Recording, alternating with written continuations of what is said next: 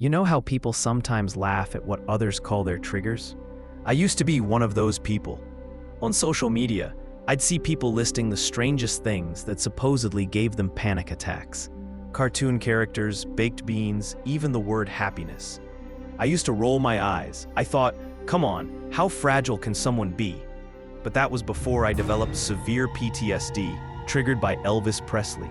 Yes, Elvis Presley, the king of rock and roll himself.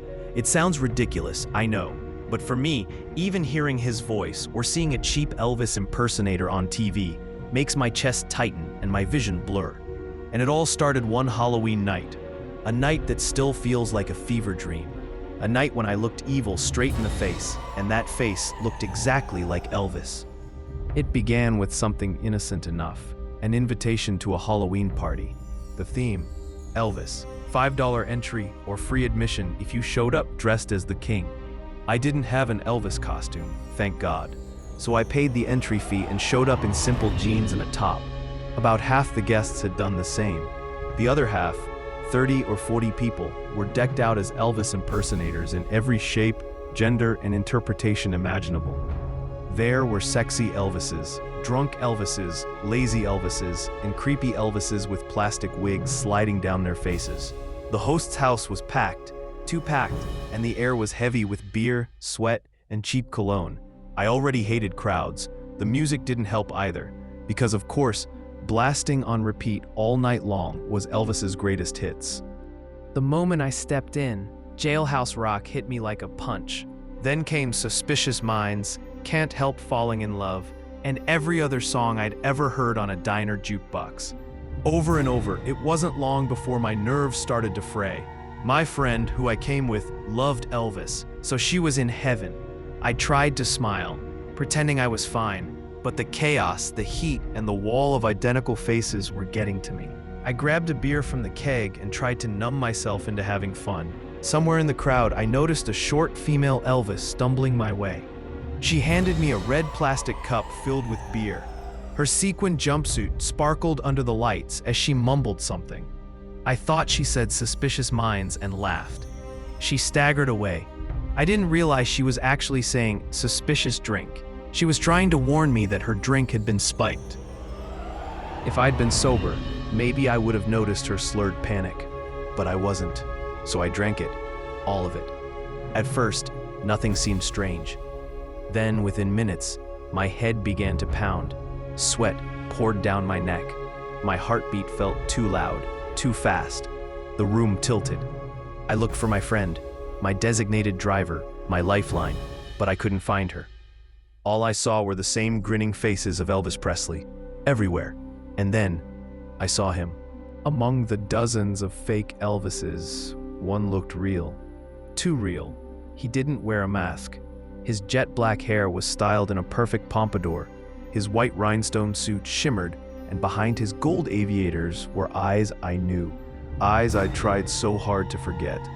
It was Rodney, my ex-boyfriend. The man I'd filed a restraining order against. The man who had drugged me a year earlier. I froze. My drink nearly slipped from my hand. Across the room, he smiled, a twisted grin of recognition, and raised 2 fingers to his eyes, then pointed at me. I'm watching you. I turned, pushing through the crowd of sequin jumpsuits and slick wigs. Move, I shouted, shoving past one Elvis after another. People yelled back, spilling drinks, laughing, thinking I was drunk. But every time I looked over my shoulder, he was there. Elvis was following me. It sounds absurd, but that's what my mind repeated over and over. Elvis is coming. Elvis is coming. My vision blurred, the air was thick and hot. My skin tingled, the house seemed endless. Too many rooms, too many identical faces. Was it real, or was it the drug from that cup twisting my perception? I didn't know.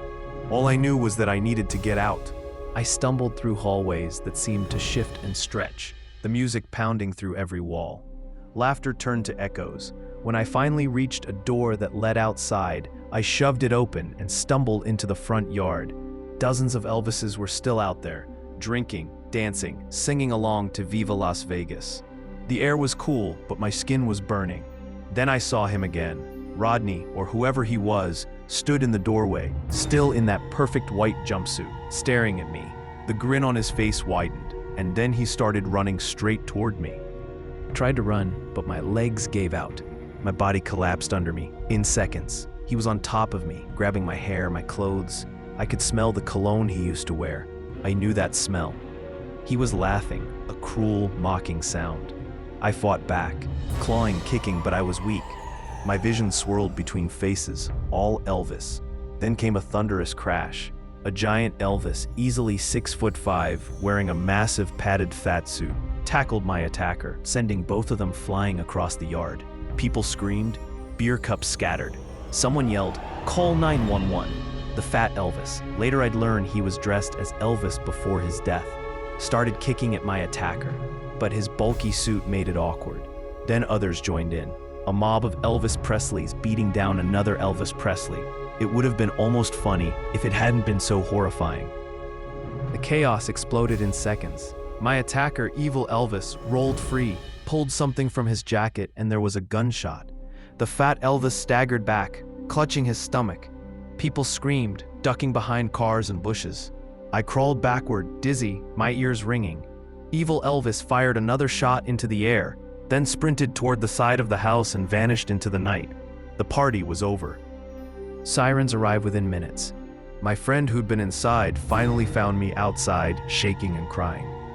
We told the police everything. I told them his name, Rodney, my ex, my stalker, the one who had ruined my life once before. The officer typed his name into the system. Then she looked at me, frowning. Her voice went cold.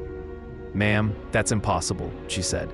"Rodney was arrested yesterday in another state for armed robbery. He's still in custody." I remember staring at her, waiting for her to laugh, but she didn't. She'd even called the sheriff's department, where he was being held.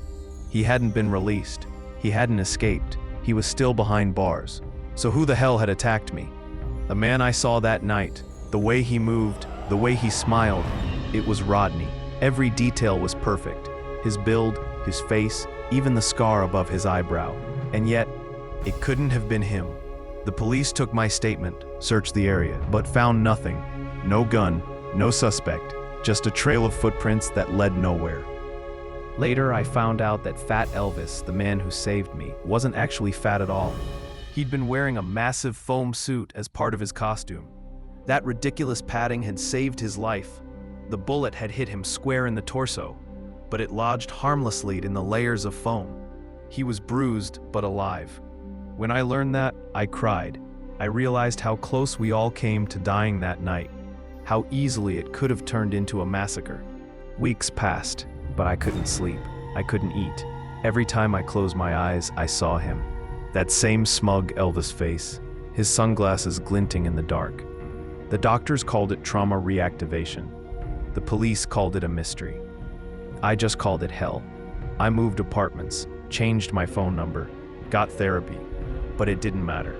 Every time I see an Elvis impersonator, on TV, on a billboard, or even a photo of Elvis himself, my chest tightens, my throat closes. To this day, I can't hear Suspicious Minds without shaking.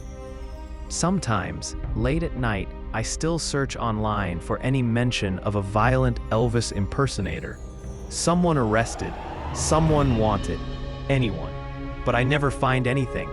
No mugshots, no arrests, nothing. It's as if he never existed. Part of me wonders if it was just the drug, some hallucination caused by whatever was in that drink. But how do you explain the bullet holes, the witnesses, the police reports, and that smile? No hallucination could mimic that smile. I've accepted that I may never know the truth. Maybe it was a copycat. Maybe someone knew my past with Rodney and decided to terrorize me. Or maybe, and this thought chills me the most, maybe some people don't need to be alive to haunt you.